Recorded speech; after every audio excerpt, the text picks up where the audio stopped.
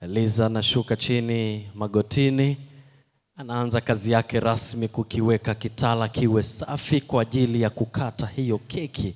Naomba nisikie makofi mengi tafadhali, makofi mengi. Kofi mengi anakikagua pale vizuri. Captain Sedi anasema hichi mama bado. Unaambiwa unatakiwa uwe msafi, uwe mtii, safi kabisa. Anakifuta vizuri dada yangu kwa upole kabisa. Yes. Anakikagua kakaangu taratibu kile kitala. Anasema namna gani hapo?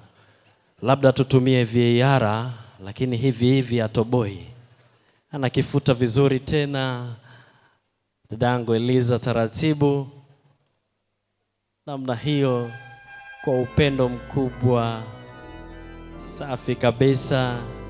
Wakina mama nisikie vigelegele basi. Safi kabisa. Namwambia mama umefanya kazi nzuri sana. Safi kabisa. Safi kabisa. Namwambia mama karibu tuweze kuikata hii keki namna hii. Safi kabisa. Ongeza tena makofi mengi na vigelegele, makofi mengi na vigelegele. Wanaonyesha ishara ya kuikata. Mwenyezi Mungu awabariki namna hiyo.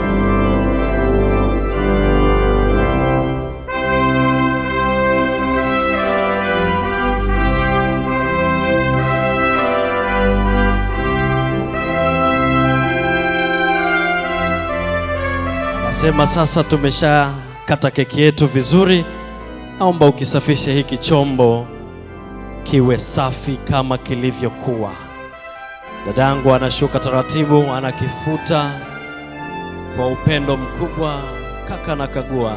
Captain Sedi mwenyewe anasema hapana, bado.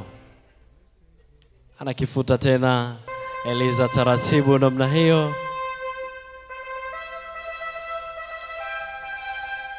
Naambiwa sifa mojawapo ya mwanajeshi ni usafi. Naomba nisikie tena makofi mengi na vigelegele tafadhali. Anakifuta kwa upole na unyenyekevu. Eliza anakifuta vizuri kitala kile. Captain anasema nini pale kaka yangu? Anasema mama umefanya kazi nzuri sana. Naomba nisikie makofi mengi na vigelegele tafadhali. Safi kabisa.